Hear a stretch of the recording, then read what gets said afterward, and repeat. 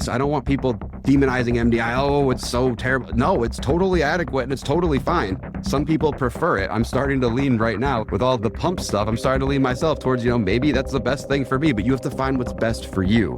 But I wanted to go through and show how this could look if you were on MDI, what considerations you'd have to change and what you'd have to make. Welcome to the Your Diabetes Insider podcast, where we take all of the mysteries of blood sugar control, focusing on nutrition, exercise, and any of the other 40 plus factors that may impact your blood sugar. If you don't know me, my name is Ben Zeal. I'm a registered dietitian, certified diabetes educator, strength and conditioning coach, and I've lived myself with type 1 diabetes for over 20 years, and I am here to share everything that I have learned in both my personal and professional experience so you can live that incredible diabetes life. So get ready and let's dive right into today's episode.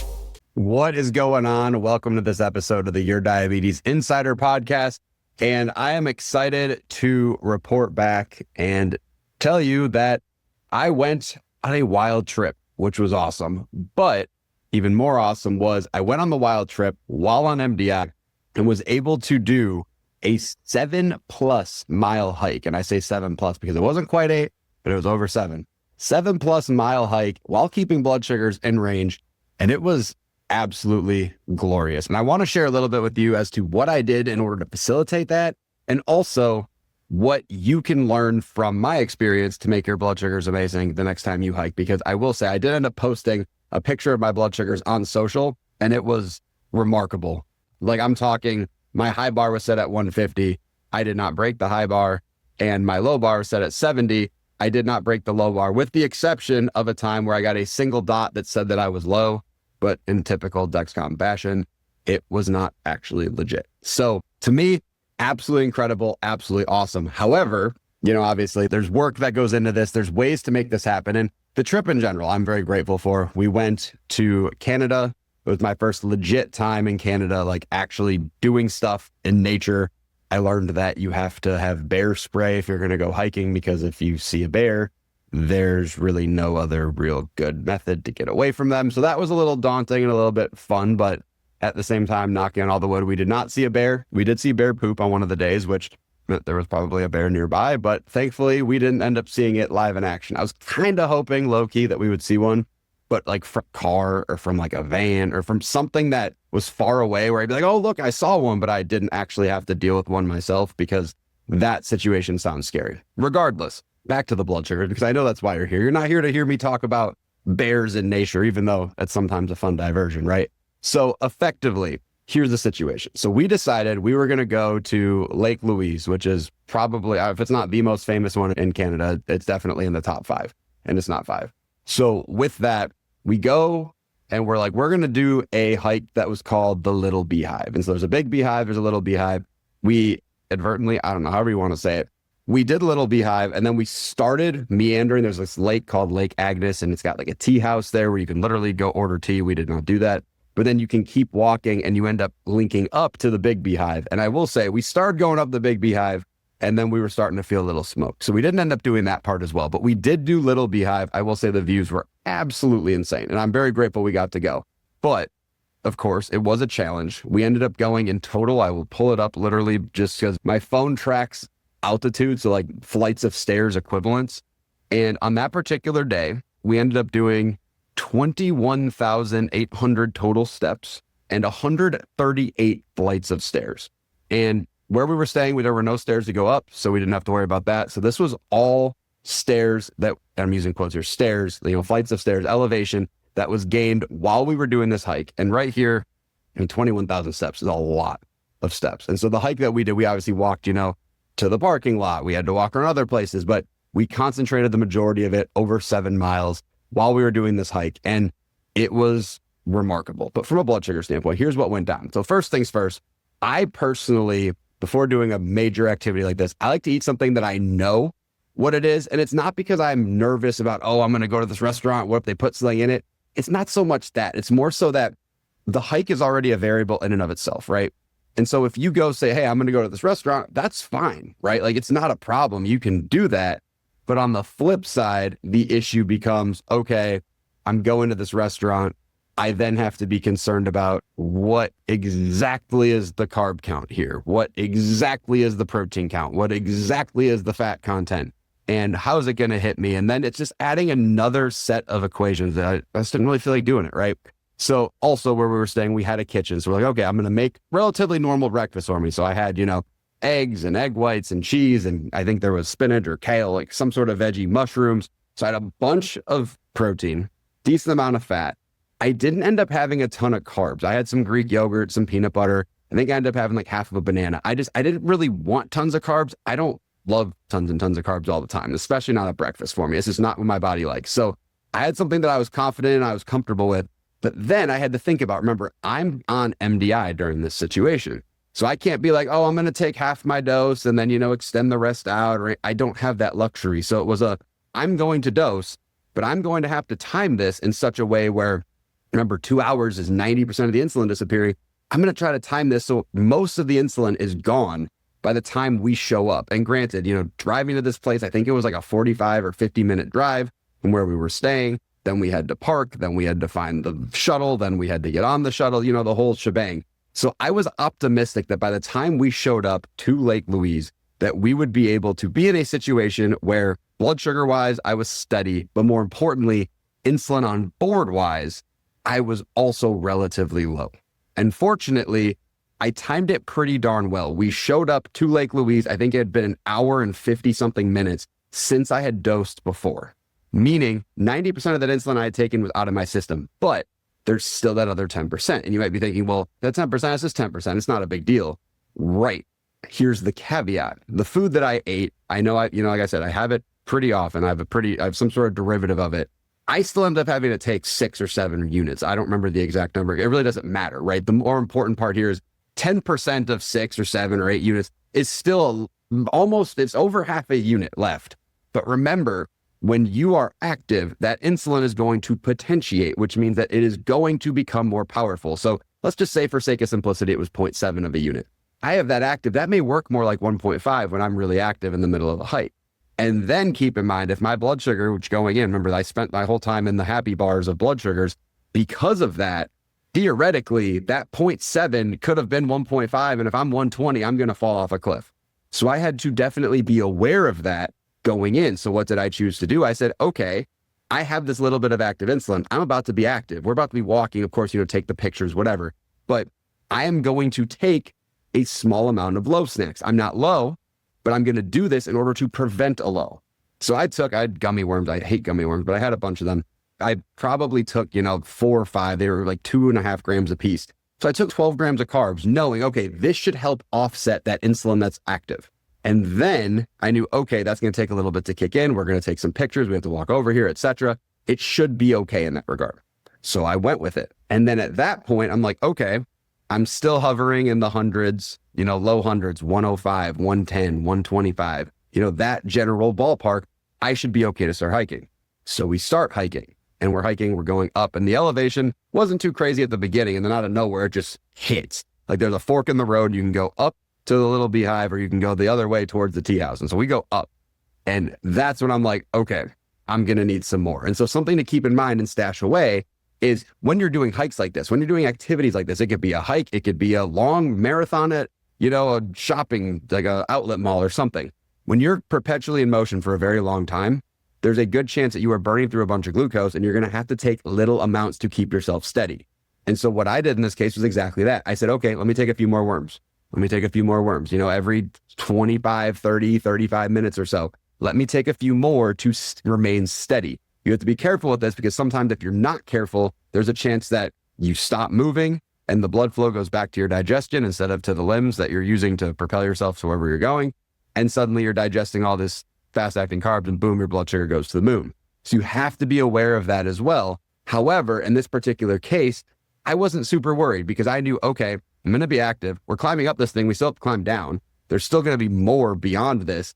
And on top of that, we are in a situation where the activity, it ain't stopping. In addition to that, I'm not overdoing it. I'm not taking 50 grams of carbs worth of these gummy worms. I'm taking just what I need in this moment to continue to keep my blood sugar happy. And that was part of how I was able to maintain it.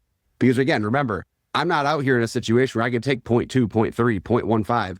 I am either taking half units or full units because I'm on MDI, and I don't have a basal rate that I can decide to adjust. Oh, my number's trending down, let me shut it down. I can't do that because I'm on Tresiba at that moment, right? So I have to play the game by a different set of rules than if I was on a pump. And I'm not saying it's a problem. If you're not on MDI, if you're on a pump and you're listening to this, don't be like, oh, I can't take anything away from it. You can, because you need to have a backup plan. You need to know what to consider finessing if you were to take a pump break, if you were to say, hey, my pump failed, something happened. You have to know how to adjust. And it's not a situation that's going to be fun or sexy or whatever, but it's going to be a situation that's necessary. So you still have to know. And that's why I always emphasize to patients and people that work with our team, you need to have a backup. If you're like, oh, I'm on a pump, my backup's another pump site. What if you put in a second bad pump site in a row and your number doesn't come down? Like, you have to know what else to do, which is why I think it's so important that people on pumps get comfortable with MDI and they have backup stuff and they have backup long acting and they have backup insulin pens, because something goes awry, you're going to need to know what to do. And if you're letting the device do everything for you, you're not learning what needs to happen to keep your body and your blood sugar in a good place.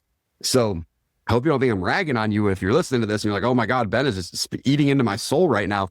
I'm not. I'm more so just trying to make sure you are adequately prepared in the event that something like that were to happen. And so remember, I have no ability to change basal, so I have to go based off of food, which is fine.